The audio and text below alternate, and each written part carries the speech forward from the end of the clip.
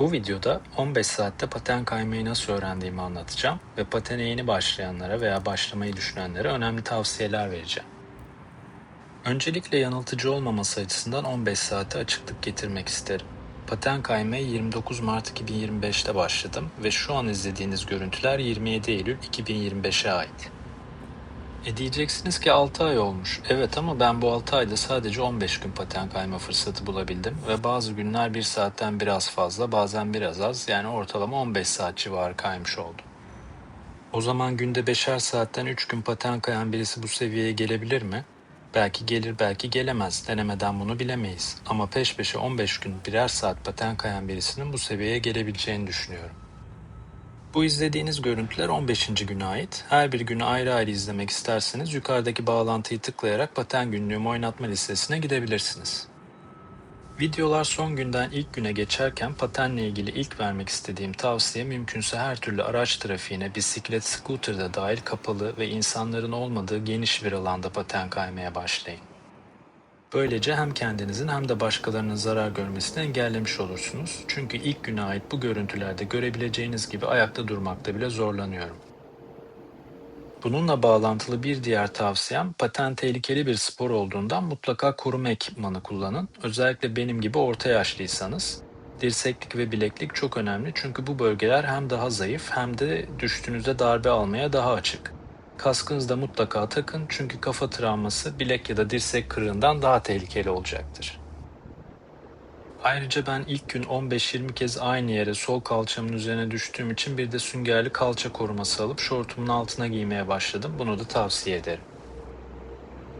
Hiç düşmeden paten öğrenmek çok mümkün olmayacağından önlemlerinizi aldıktan sonra ilk yapmanız gereken şey acele etmemek, dengenizi sağlamaya, ilk kez denediğiniz patenlerin üzerinde durmaya ve hareket etmeye alışmaya çalışmak olmalı. Düşmekten korkmayın, ama mümkün olduğunca öne doğru düşmeye çalışın. Dengenizi kaybettiğinizde benim gibi dikleşip kollarınızı sallamak yerine dizlerinizi kırıp öne eğilmeye çalışın. Öne düşmek geriye düşmekten çok daha iyi, çünkü hem dizleriniz hem dirsekleriniz zaten koruma ekipmanlarınızca koruma altında, ama kalçanız, beliniz ve sırtınız değil. Başta hiç yapamayacak gibi hissedeceksiniz, ama umutsuzluğa kapılmadan devam edin. Siz de daha ilk günden benim gibi yavaş yavaş patenin dengesine alışmaya başlayacaksınız. Biraz hızlandıktan sonra limon yaparak ilerlemeye çalışın. Sabit dururken limon yapmak biraz zor olacak, ama hızlandığınızda limonla ilerlemek daha dengeli olmanızı sağlayacak. Limon basit bir hareket ve ilk öğreneceğiniz hareketlerden biri olmalı. Bacaklarınızı güçlendirme açısından faydasını göreceksiniz. Denge dışında ağırlık aktarımını anlamak da önemli. Dönüş yapmanızı sağlayan en önemli şey ağırlığınızı bir bacağınızdan diğerine aktarmak. Bunu da kısa zamanda fark edip dönerken uygulamaya başlayacaksınız.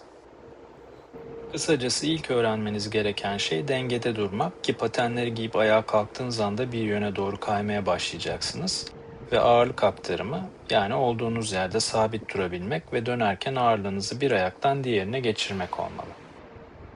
Gördüğünüz gibi daha ilk gün birinci saatin sonuna doğru yaklaşırken artık kaymaya alışmaya başlıyorum. Daha dengeli ilerliyorum, limonu daha iyi yapıyorum, dönüşlerde dengemi daha iyi sağlıyorum, o ağırlık aktarımını yavaş yavaş çözmeye başlıyorum. Ama benim gibi acele de etmeyin. Biraz kaymaya başladığınızda tamam çözdüm ben bu işi yanılgısına kapılmayın, çünkü göreceksiniz daha çok yolunuz olacak. Emin olun, acele etmeniz daha fazla düşmenize sebep olacak. Benim acele edip hata yapmamın bir sebebi daha önce kayak yapmış olmam ve iki sporu birbirine benzettiğimden onu yapıyorsam bunu da yapabilirim diye düşünmem, ama pek de öyle olmuyor. Bu videolarda aslında kendi yaptığım hataları görüp benzer hataları yapmamanız için sizlere tavsiyeler vermeye çalışıyorum. Buralarda ucuz kurtarıyorum, ama dediğim gibi ilk gün acele ettiğim için en az 15-20 kez düşmüşümdür. Daha ilk günden bir yerinizi yaralar ya da sakatlarsanız korkup paten kaymaktan vazgeçebileceğinizi ve öğrendiğinizde çok eğleneceğiniz bu spordan mahrum kalabileceğinizi unutmayın.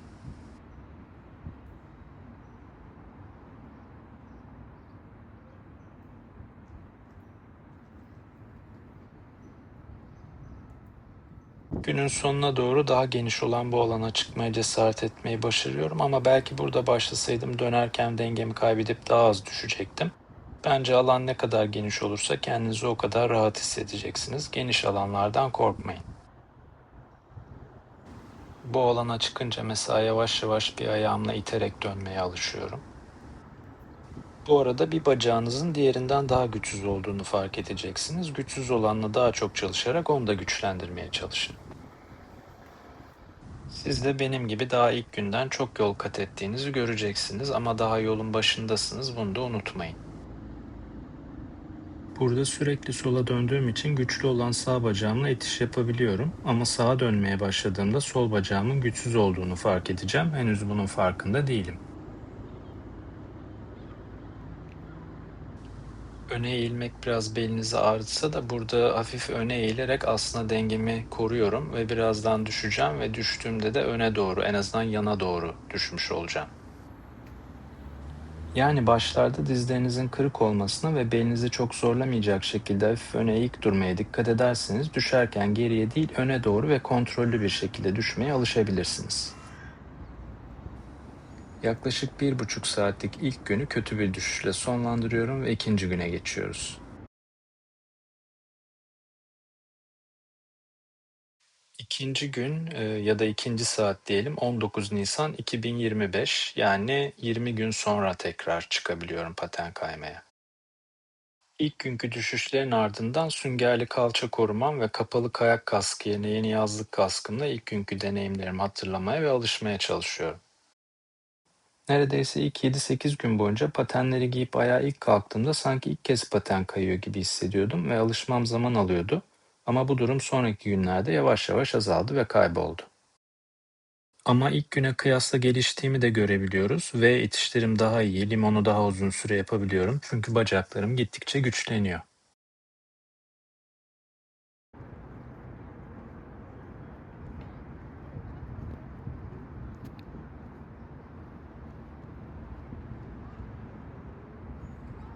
Bacaklarınızın arasının açılmasına, birbirinden çok ayrılmalarına izin vermeyin. Mümkün olduğunca bacaklarınızı yakın tutarak küçük itişlerle kaymaya çalışın. Bu limon için de geçerli. Bacaklarınız açık kaldığında onları toplamak zor olabilir. Burada artık ağırlık aktarımıyla dönüşüm mantığını kavradığımı görebiliyoruz.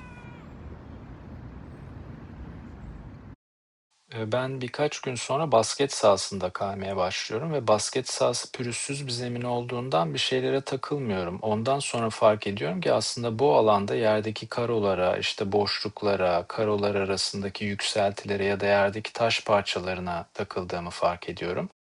Siz de eğer boş bir basket sahası ya da futbol sahası gibi bir alan varsa öyle bir yerde başlamayı tercih edebilirsiniz. İkinci günü koşarcasına gitmeme rağmen hiç düşmeden tamamlamayı başarıyorum. Sadece birkaç gün sonra 23 Nisan'da tekrar çıkıyorum. Burada yine daha hızlı gidebilmek için sanki kayıyor değil de koşuyor gibiyim.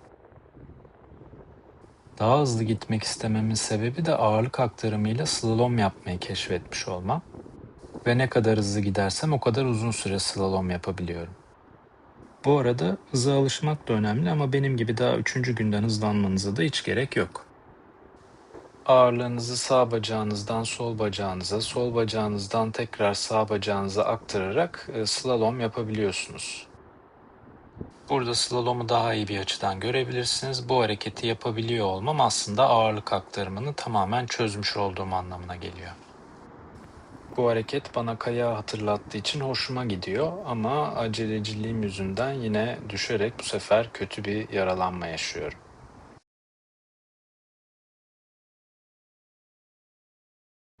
Aradan neredeyse bir ay geçiyor. 19 Mayıs'ta dördüncü kez çıkıyorum. O düşüşte dirseğim dirseklik olmasına rağmen bayağı kötü yaralanıyor. Yani kötü bir düşüşten sizi koruma ekipmanı bile koruyamayabiliyor. Koruma ekipmanına da çok güvenmemeniz lazım. Dirseğim bayağı iyileşmiş olmasına rağmen tekrar aynı dirseğin üstüne düşmekten korktuğum için aslında bayağı temkinli davranıyorum bugün. Bu kez sola dönüşler yaparak sol bacağımı güçlendirmeye çalışıyorum. Bir önceki günkü videoları izlediğimde fark ettiğim bir şey de ayaklarımın biraz içe basıyor olması. Ve bu sorunu da çözmek için ayaklarımı mümkün olduğunca birbirine yakın tutarak dik basmaya çalışıyorum. Yani paten tekerleklerinin zemine dik bastığından emin olmaya çalışıyorum. Burada da göreceğiniz gibi ayaklarınız ne kadar dışa açılırsa aslında içe doğru basmanız o kadar artıyor. İçe basmak başlarda hız ve denge kontrolü sağlasa da kalıcı hale gelmemesi gereken bir hata. Bu videoları ilk çekme amacım kendimi izleyerek hatalarımı görmek olduğu için bu hatayı kalıcı hale gelmeden düzeltmeye çalışıyorum. Burada önceden bahsettiğim gibi sol ayağım güçsüz olduğu için sağa dönmeme rağmen sağ ayağımla itiş yapıyorum. Bu da yaptığım hatalardan bir diğeri. Bugün keşfettiğim hareket de zıplamak oluyor. Bir anda içimden bir ses zıplamamı söylüyor. Yerden ufacık havalansam da hoşuma gidiyor bunu yapabilmiş olmak. Zıplamak aslında zor bir hareket ama ben bu hareketi belki başkaları bu harekette çok zorlanırken kolaylıkla yapmayı başarıyorum. Daha sonra da geliştiriyorum ama mesela çok basit olduğunu düşündüğüm hareketleri de yapamadığım oluyor. Bu tabii kişiden kişiye değişen bir durum olabilir. Ben zıplamayı kolayca yaparken siz zıplamakta zorlanabilirsiniz ya da sizin kolayca yapabildiğiniz bir harekette ben zorlanabilirim. 5. güne geldik, 25 Mayıs. Bugün öncelikle içe basma sorunu çözmeye odaklanıyorum. Yine önceki günkü gibi sola dönüşleri tercih ediyorum sol ayağımı güçlendirmek için. Başlarda güçsüz olan ayağınızla daha çok çalışarak ikisini dengelemeye çalışmanızı tavsiye ederim. Ve limon yaparken bile bacaklarımı birbirinden çok açmamaya çalışıyorum. Hareketlerin mantığını kavradığınızda çok aşırıya kaçmadan da onları yapabilmeye başlıyorsunuz. İçe basma sorununu baştan fark edip düzeltmeye çalıştığım için görebileceğiniz gibi artık zemine daha dik basıyorum. Bu sorunu çözdüğümü düşünerek zıplamaya geçiyorum ve bu sefer daha yükseğe zıplamaya çalışıyorum. Birkaç kez daha yükseğe zıplayıp düşmeyince iyice abartmaya başlıyorum. Ve tabii abartınca düşmek kaçınılmaz oluyor. Yine hırsıma yenilmiş oluyorum. Güldüğüme aldanmayın, aslında bayağı canım yanıyor. Sonra gerçek bir engelin üstünden atlayıp atlayamayacağımı görmek için mazgalın üstünden atlamaya başlıyorum. Ve bu düşüşün ardından bir günü daha tamamlıyorum. Aşağı yukarı bir ay sonra 22 Haziran'da 6. gün basket sahasında kaymaya başlıyorum ve lunge turn hareketini keşfediyorum. Siz de geliştikçe önceden gördüğünüz bir hareketi bir anda yapabilmeye başlayacaksınız. Zeminin öncekine göre daha pürüzsüz olmasının da etkisiyle daha iyi kayıyorum ve kaymayı aslında bayağı öğrenmişim gibi görünüyor. Lunge turn dışında biraz zıplama çalışması yapıyorum ve gitgide daha yükseğe zıplamayı başarıyorum. Önüme çıkmış bir engel gibi düşünerek çizgilerin üstünden zıplıyorum. Her ne kadar artık gayet iyi kayıyor gibi görünsem de hala zorlandığım şeyler var. Örneğin bu 28 Haziran 7. günün ilk ayağa kalkış anı ve ben sanki daha önce hiç paten kaymamış gibiyim. Aradan bir ay gibi uzun bir süre de geçmemiş, alt tarafı 6 gün önce paten kaymışım. Nedense çok yabancı hissediyorum ve alışmam bayağı zaman alıyor. Ama alıştıktan sonra geliştiğimi fark ediyorum. Artık bacaklarım güçlendiği için uzun süre limonla gitmek dışında limon yaparken ağırlık aktarımıyla dönebiliyorum da.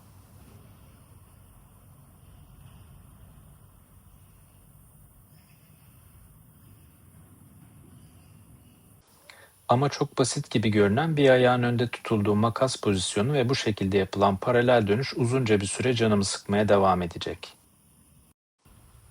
Bunun dışında alışma süreci haricinde her şey oldukça iyi gidiyor.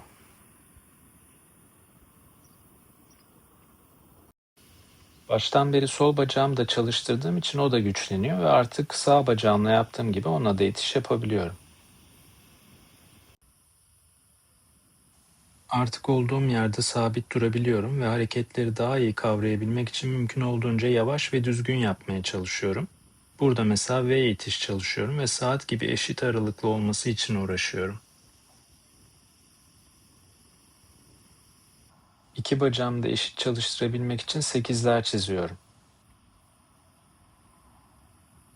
Canıma en çok sıkan şey dönüş ayağının önde olduğu paralel dönüş hareketi. Paralel dönüş temel ve önemli hareketlerden biri. Nedense bu hareket bana çok ters geliyor ve hep dıştaki ayağımın önde durması gerekiyormuş gibi hissediyorum.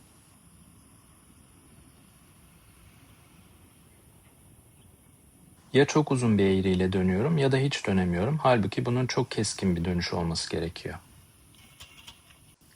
Ne kadar denersem deneyeyim bu hareketi yapamıyorum ve uzunca bir sürede yapamayacağım. Dönebilmek için uğraşıyorum, artık kolumu bacağımı yamultuyorum ama yine de dönemiyorum. Yanlış olan dıştaki ayağımı öne almadan kesinlikle keskin bir dönüş yapamıyorum. Geri geri gitmeye hazırlık egzersizi olarak tellere tutunarak ileri ve geri limon hareketi yapıyorum. Böylece 7. günün sonuna geliyoruz. Yaşadığım diğer zorlukları ve bunların üstesinden gelmek için yaptığım egzersizleri görmek için 2. bölümü izleyebilirsiniz.